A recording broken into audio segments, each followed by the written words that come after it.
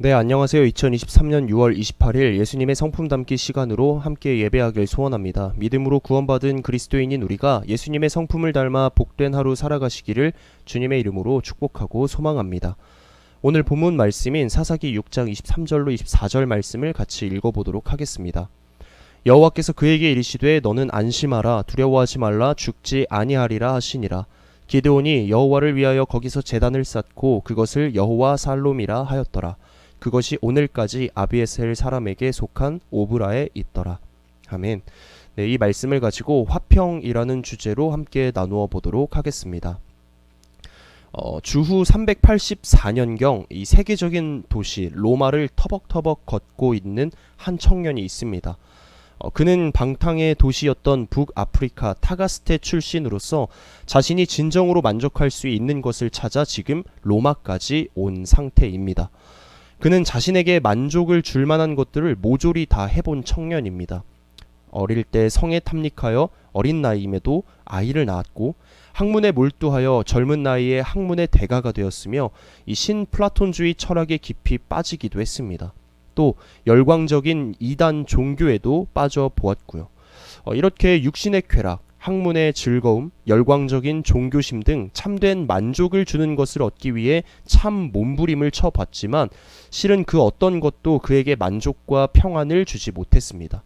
도리어 그를 더 허전하게 만들었고 갈증만 더하게 할 뿐이었습니다. 그래서 대도시에는 뭐든 자신을 만족시켜 줄 만한 것이 있을 것이라고 생각하여 이 로마까지 오게 된 것이고요. 그러나 아무리 다양한 종교와 다양한 문화들 그리고 다양한 학문들로 가득한 이 찬란한 로마에서도 이 청년은 진정한 만족을 찾지 못했습니다. 생각해보면 오늘 우리가 살고 있는 시대는 모든 것이 차고 넘치는 풍요의 시대입니다. 원하면 무엇이든 다 얻을 수 있고 가보고 싶은 것이 어디든지 간에 가볼 수도 있고 먹고 싶은 건 또 언제든 먹을 수 있는 시대지 않습니까? 그러나 오래전 참된 만족을 찾아 방황하던 이 청년처럼 오늘날을 살아가는 사람들 역시 참된 만족이라 말하기는 어려운 것 같습니다.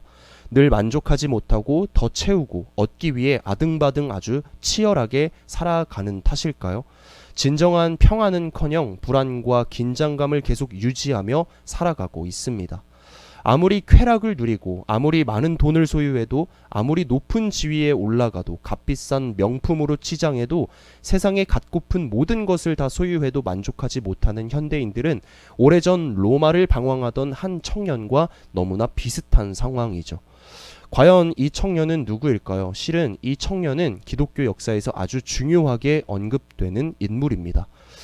오래전 로마를 방황하던 그 청년은 바로 기독교 역사상 가장 탁월한 신학자이며 이 신앙인으로 불리던 성 어거스틴이었습니다. 그는 그 어디서도 참된 만족과 평안을 찾을 수 없었지만 예수님을 만나 영접한 이후 그의 삶은 180도로 바뀌게 되고 기독교 역사의 한 획을 긋는 아주 위대한 삶을 살았습니다. 그러나 우리가 짚고 넘어갈 것은 예수를 믿고 변화된 삶을 살았다는 것보다도 그가 예수님을 만나기 전의 모습이 오늘날을 살아가는 그리스도인인 우리에게 시사하는 바가 참으로 크다는 것이겠죠. 여러분은 어떻습니까? 여러분은 어거스틴이 그렇게 찾으며 구하던 참 만족과 평화, 평안을 가지고 계십니까? 오늘 본문을 포함한 사사기 6장은 현대인들이나 이 성 어거스틴처럼 평안을 갈구하던 시대의 사람들의 이야기라고 말할 수 있습니다. 당시 이스라엘 백성들은 7년째 미디안의 압제를 받고 있었습니다. 이 미디안 사람들이 얼마나 혹독하게 다스렸든지 당시 이스라엘의 형편은 정말 말이 아니었죠. 이스라엘 백성은 미디안 사람들을 피해 산에서 웅덩이와 굴과 산성을 쌓아서 생활할 정도였습니다. 그런데 그렇게 한다고 해서 미디안의 학대를 완전히 피했냐? 그건 아닙니다.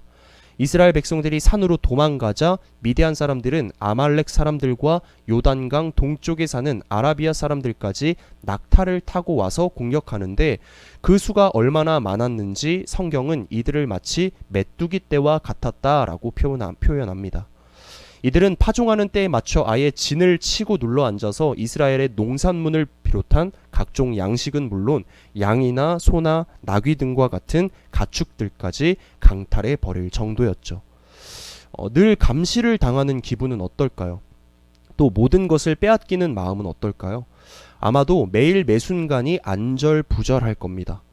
지금 이스라엘 백성들은 이를 다 느꼈습니다. 기껏 고향을 떠나 산에서 숨어 살고 있는데 그곳까지 따라온 미디안 사람들이 이들을 가만두지 않고 먹을 양식을 다 앗아가 버리는 바람에 밭에 뿌릴 것도 없고 자란 곡식을 거두지도 못하며 설사 거둔다 해도 타작할 수가 없는 실정이었죠. 지금 이스라엘 백성들에게 그럼 가장 제일 필요한 것이 무엇이었을까요? 그것은 원수들이 없는 곳에서 두 다리 쭉 뻗고 편히 자보는 것.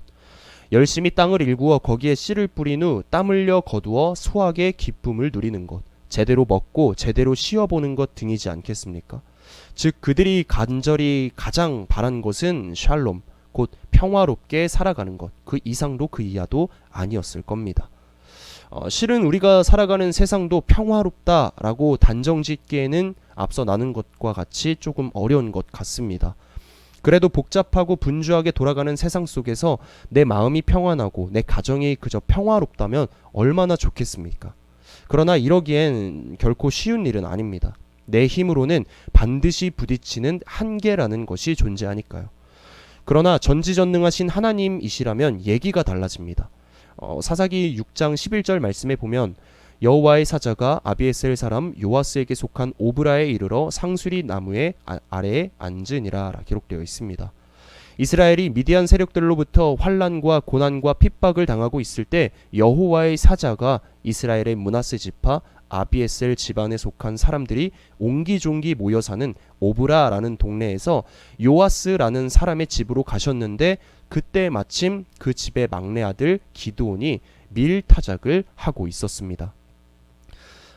흔히 일반적으로 보통 타작 마당에 곡식단을 펴 놓은 후에 이 소나 나귀 등과 같은 동물이나 동물을 이용한 타작기로 타작을 합니다. 이게 바로 가장 기본적인 방법이죠. 그런데 기드온의 밀타작은 조금 특별했습니다. 그는 제대로 타작이 되지 않을 뿐더러 아주 작은 양만 얻어낼 수 있는 이 포도주 틀에서 밀타작을 하고 있었습니다. 그런데 그 이유가 무엇이었습니까? 만약 미디안인들이 밀타작을 하는 소식 혹은 이 모습을 보거나 알게 되면 금방이라도 달려와 곡식을 모조리 강탈해 갈 것이고 곡식을 숨겼다는 이유 때문에 자신이나 자신의 생명이 위험해질 수 있기 때문에 들키지 않으려고 적은 양만 몰래 타작하고 있었던 것입니다. 기드온의 모습은 이 미디안의 압제를 받으면서 간신히 생명을 유지해 나가는 이 괴로운 현실을 너무나도 잘 보여주고 있죠. 이렇게 괴로운 현실을 살아가고 있는 기드온에게 여호와의 사자가 나타나서 말합니다. 사사기 6장 12절에 보면 여호와의 사자가 기드온에게 나타나 이르되 큰 용사여 여호와께서 너와 함께 계시도다 하매. 아멘. 이때 기드온의 첫 마디가 무엇이었을까요? 여호와의 사자여 왜 이제 오셨습니까? 기다렸습니다. 혹은 우리의 부르짖음을 들으시고 이렇게 와주셔서 감사합니다 였을까요? 이런 반응이었으면 얼마나 좋겠습니까? 그러나 그는 말했습니다. 이해하기 쉽게 사사기 6장 13절을 우리가 세번역으로 보면 이렇습니다. 그러자 기드온이 그에게 되물었다. 감히 여쭙습니다만 주께서 우리와 함께 계신다면 어째서 우리가 이 모든 어려움을 겪습니까? 주께서 놀라운 기적을 일으키시어 우리 백성을 이집트에서 인도해 내셨다고 우리 조상이 우리에게 말하였는데 그 모든 기적들이 다 어디에 있단 말입니까? 지금은 주께서 우리를 버리시기까지 하셔서 우리가 미디안 사람의 손아귀에 넘어가고 말았습니다. 라고요. 글만 봐도 굉장히 이 원망과 불평이 느껴지지 않습니까? 현재의 불행에 대한 분노가 커져 이렇게 원망과 불평을 자아내는 모습. 이것이 당시 기드온의 모습이었습니다. 이런 그에게 만족이나 평안이 있을 리가 없죠. 그러나 이와 같이 세상에 평안이 없고 그리고 그 세상에 사는 사람들에게도 평안이 없으며 그래서 정말 하나님이 살아계신 건지 의문이 들기 시작할 때에도 하나님은 늘 그랬듯이 기드온과 백성들 그리고 오늘날 우리와 여전히 함께하고 계시는 분이시죠. 문제는요, 하나님께 있음이 아닌 사람에게 있다는 겁니다. 여러분, 이스라엘에게 평안이 없는 이유가 무엇일까요? 그들은 하나님을 거절하고 자신들의 삶에서 하나님을 몰아내었기 때문입니다. 사사기 6장 1절의 말씀을 한번 보십시오. 이스라엘 자손이 또 여호와의 목전에 악을 행하였으므로 여호와께서 7년 동안 그들을 미디안의 손에 붙이시니라고 기록되어 있습니다. 그리고 7절로 10절까지의 말씀을 보면 이제 이스라엘 가운데 평강이 없는 것, 이 고통의 원인을 하나님의 말씀에 대한 불순종이라 지적하고 있으며, 또 25절로 26절에 보면 바알의 제단과 아세라 목상이 이스라엘 한가운데 있었으며 온 백성이 그것을 섬기고 있었다라고 밝히고 있습니다. 이것이 이스라엘이 평화와 평안 없이 고통 속에서 살아가는 진짜 이유가 되는 것이죠. 이스라엘이 바알과 아세라 등 가나안의 신들을 섬긴다는 것은 하나님보다 세상에 더 많은 관심이 있었다는 증거이지 않습니까? 바알은 풍요의 신이요, 아세라는 쾌락과 다산의 신으로 숭배를 받던 우상들입니다. 그들은 하나님의 나라를 확장하는 일보다 더 나은 환경, 더 나은 풍요, 많은 풍요, 더 큰 쾌락을 중요하게 여겼습니다. 그래서 그들이 진짜 예배해야 할 유일한 대상이신 하나님께 예배함을 점차 잊어버리게 됐고요. 세상 사람들과의 경쟁에서 이기기 위해서는 철저히 세상 사람들과 같아지거나 더 우위에 있어야 하므로 이스라엘 백성들은 하나님의 말씀 대신에 세상의 논리를 따르게 되었습니다. 그렇게 하나님의 말씀과 예배에 소홀해진 결과 하나님을 저버리고 말았고요. 바로 이러한 것들이 이스라엘의 평화가 사라진 원인이었던 것입니다. 그런데 오늘 본문이 말하는 것은 무엇입니까? 하나님의 백성들이 자신이 좋아 보이는 것을 추구하면서 하나님을 버렸고, 그로 인하여 평안이 없는 고통의 세월을 살아가고 있을 때 먼저 그들을 찾아오셔서 평안을 주시려 하는 분이 바로 하나님이라는 것을 우리로 하여금 깨닫게 하고 있지 않습니까? 이것이 은혜입니다. 하나님은 하나님을 저버리고 세상의 것을 쫓아가기 바쁜 우리일지라도 하다못해 하나님을 등지고 그분의 말씀을 외면하는 우리가 고통 중에 있을 때 불쌍히 여기셔서 찾아와 평안을 주시는 그 은혜 덕분에 오늘도 우리가 이렇게 예배하며 나아갈 수 있는 자가 된 것 아니겠습니까? 그렇게 해서 평안이 없는 세상, 불안과 불신에 사로잡혀 살아가는 자신을 찾아오신 하나님을 만난 기드온이 하나님을 무엇이라고 부릅니까? 오늘 본문 24절에 보면 기드온이 여호와를 위하여 거기서 제단을 쌓고 그것을 여호와 살롬이라 하였더라 기록되어 있습니다. 네, 여호와 살롬, 즉 평강의 하나님이라고 부른 것이죠. 그가 하나님을 이렇게 부른 것은 이스라엘과 자신을 찾아오신 하나님을 만나고서야 비로소 진정한 평안은 하나님으로부터 온다는 것을 깨달았기 때문입니다. 그렇다면 성경이 말하는 평강은 무엇일까요? 성경이 말하는 평강과 평화는 우리가 잘 아는 샬롬, 성경에서는 살롬이라고 기록되어 있습니다. 그런데 살롬은 단지 사람과 사람 사이, 그러니까 갈등과 다툼의 당사자끼리 서로 화해한다고 해서 오는 평안이 아닙니다. 성경이 말하는 샬롬은 전능하신 여호와 하나님의 주권적인 역사하심으로 인한 평안입니다. 따라서 샬롬의 평안은 세상에서는 결코 찾아볼 수가 없죠. 오직 하나님을 알고 하나님을 만나는 체험을 통해서만이 일어나고 느낄 수 있는 것입니다. 오늘 본문을 포함한 사사기 6장에서도 보면 도저히 평화라고는 찾아볼 수 없었던 기드온에게 하나님께서 만나 주시지 않습니까?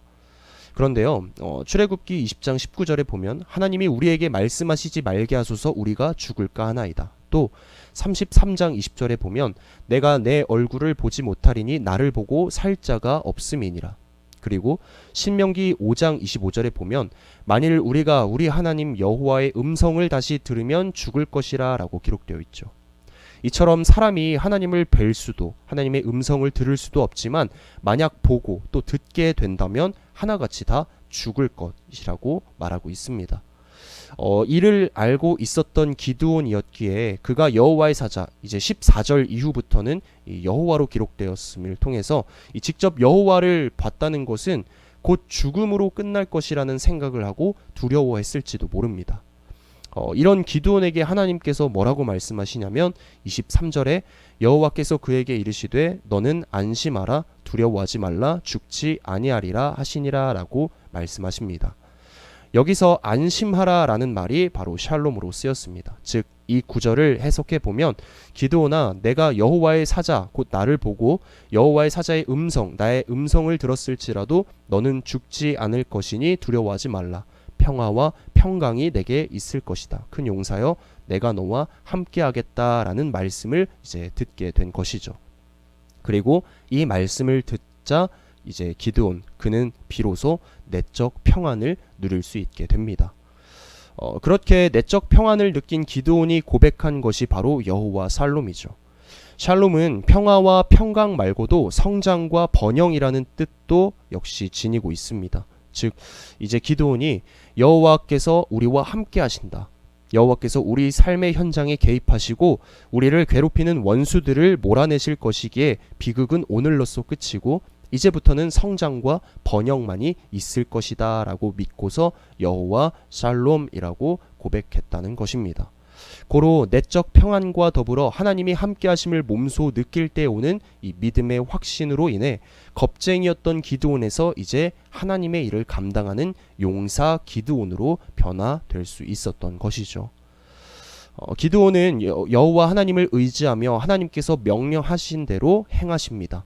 사사기 6장 25절로 26절에 보면 그날 밤에 여호와께서 기드온에게 이르시되 내 아버지에게 있는 수소 곧 7년 된 둘째 수소를 끌어오고 내 아버지에게 있는 바알의 제단을 헐며 그 곁에 아세라상을 찍고 또 이 산성 꼭대기에 내 하나님 여호와를 위하여 규례대로 한 제단을 쌓고 그 둘째 수소를 잡아 내가 찍은 아세라 나무로 번제를 드릴지니라 하시니라 라고 말씀하십니다.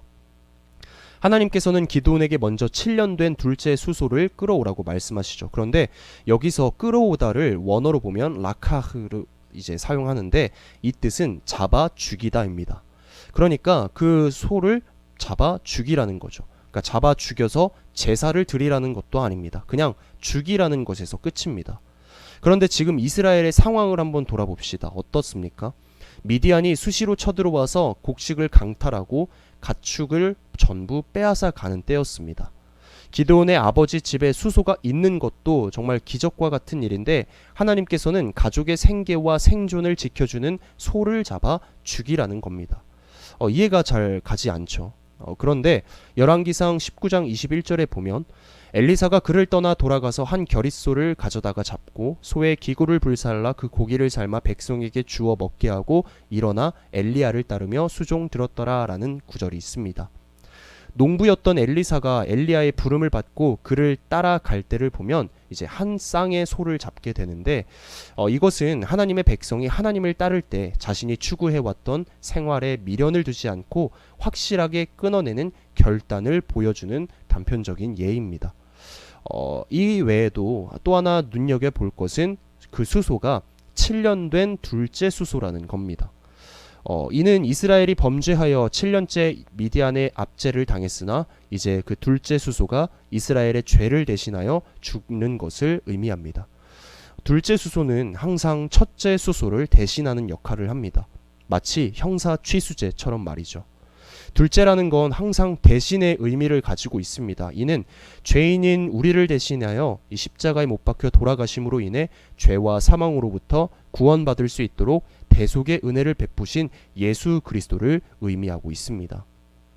즉 하나님의 용사가 된 우리가 죄와 싸워 이길 수 있는 믿음의 확신과 결단은 우리에게 먼저 대속의 은혜를 베푸신 예수 그리스도 덕분에 가질 수 있었다라는 이 선행하시는 은혜를 깨달을 수 있다는 것이죠. 기드온은 하나님의 말씀에 순종하여 그대로 행하고는 바알 제단을 헐고 아세라 우상을 찍어버립니다. 그리고 하나님께 감사의 제사를 드립니다. 어쩌면 하나님께 제사를 드리면서도 그는 여호와 샬롬이라 고백했을지 모릅니다. 그가 생전 해보지도 않은 일을 두려움 없이 해낼 수 있었던 것이 전부 하나님께서 나와 함께 하심으로 인해 누리는 내적 평안이었을 때문이니까요. 사랑하는 성도 여러분, 여러분은 지금 평안하십니까? 우리가 살아가는 시대와 삶의 환경 속에서 평안을 찾아보기가 참 어렵다고는 하지만 평강이 없는 이스라엘과 기드온에게 하나님께서 몸소 찾아가 주심으로써 샬롬의 역사가 시작되었듯이 오늘 우리에게도 오직 하나님을 통해서만이 누릴 수 있는 내적 평안, 여호와 샬롬의 역사를 누릴 수 있음을 우리는 오늘 말씀을 통해 확신하게 되었습니다. 바라기는 저와 여러분의 가정과 직장, 사업장과 마주하는 모든 이들에게 여호와 샬롬의 역사가 가득해짐으로써 여러분의 안팎이 성장하고 번영하는 형통의 삶으로, 그래서 늘 평안한 삶을 살아가는 그런 저와 여러분 되시기를 주님의 이름으로 축복하고 소망합니다. 기도하겠습니다. 사랑이 많으신 아버지 하나님, 오늘도 우리에게 말씀으로 다가오셔서 이 말씀으로 하나님의 은혜와 사랑을 깨달을 수 있게 하심에 깊은 감사를 드립니다. 어지러운 세상 가운데 평안을 허락하셔서 오늘도 하나님의 말씀을 보고 듣고 깨달을 수 있도록 인도해 주심에 깊은 감사를 드립니다. 오직 하나님만을 통해 누릴 수 있는 평안을 잘 간직하여서 여호와 샬롬의 역사가 내가 밟는 모든 땅, 모든 이웃에게도 널리 전파할 수 있는 선한 영향력을 끼치는 자가 될 수 있도록 늘 동행하여 주시옵소서. 오늘 말씀 잘 붙잡고 다가올 주일을 기뻐하며 기대하는 우리가 되기를 소망하며 감사드리며 우리 주 예수 그리스도의 이름으로 간절히 기도드립니다. 아멘. 네, 수고하셨습니다. 다음 시간에 뵙겠습니다. 안녕.